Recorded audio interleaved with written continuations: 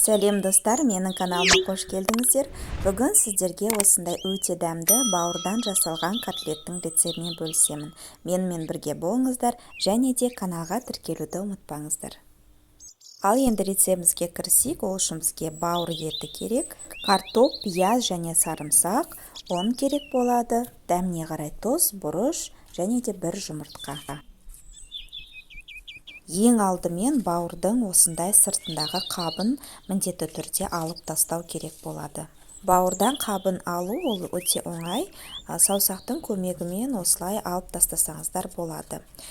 Ол міндетті түрде, неге? Өйткені біз бауыр етін қазір блендермен жақсылап ұратын боламыз, майдалайтын боламыз. Сол кезде осындай шеміршек қалмау үшін керек. Енді бауырды 4 бұрышты етіп турап аламыз.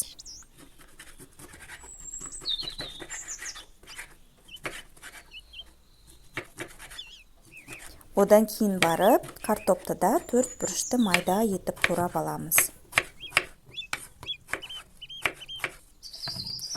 Пиязымызды да 4 бұрышты етіп тураймыз.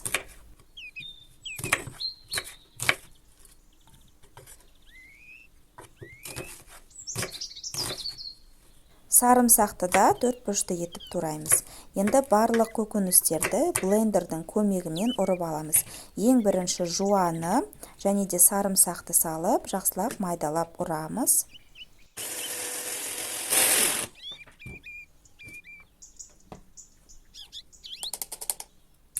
Міне жуамызды осылай ұрып аламыз. Енді картопымызды салып, оны да осындай ботқа етіп жақсылап тұрып ұрамыз.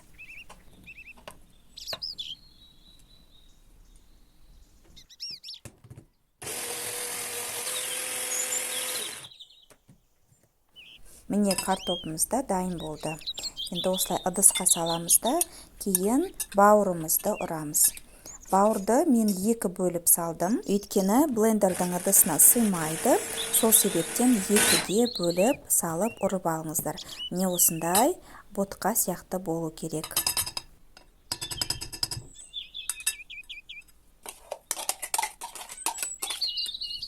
Екінші бөлігінде тура солай етіп, жақсылап майдалап блендердің көмегімен ұрып аламыз.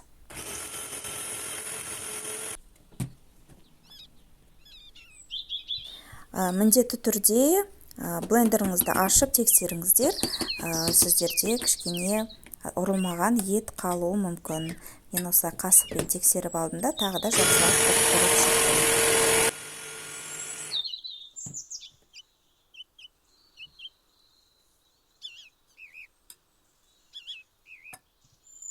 Міне бізде барлық ингредиенттер дайын болды. Барлығын блендермен ұрып аламыз. Енді бір жұмыртқа қосамыз. Дәміне қарай тұз, бұрыш қосып жақсылап араластырамыз.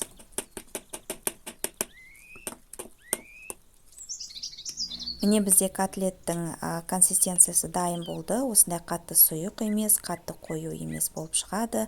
Енді қызып тұрған табаға май құйып, қызып болғаннан кейін котлеттерімізді саламыз. Менде бір котлеттің өлшемі жарты ожау болды.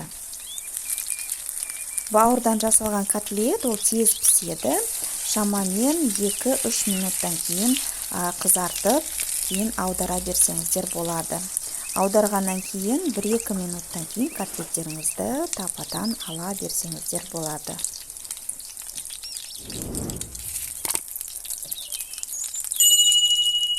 Котлеттеріңізді кішкене қызартып пісіріңіздер, сол кезде котлеттеріңіз өте дәмді болып шығады. Котлеттеріміз өте дәмді болып шығады. Жасағанша мен шамамен 3-4 штук котлет жеп қойдым. Егер де котлетті пісіріп жатқан кезде майларыңыз азайып жатқан болса, онда тағы да майды құйып отырыңыздар. Міне осымен біздің котлеттеріміз дайын болды. Өте оңай және де тез жасалады. Міндетті түрде мені рецептімен жасап көріңіздер. Сіздерге ұнайтынына сенімдімін. Өте шырынды, өте дәмді болып шығады. Және де бұл котлеттерді қасына гарнирмен қосып жесеңіздер болады. Мысалға күріш, не болмаса пюре. Және де бұл котлеттерді бутербродтың ішіне қосып салуға да болады. Міндетті түрде мен рецептімен жасап көріңіздер, және де келесі кездескенше күн жарқын. Сонымен қатар менің каналыма тіркеліп, лайк қойып, комментарий жазып отырыңыздар.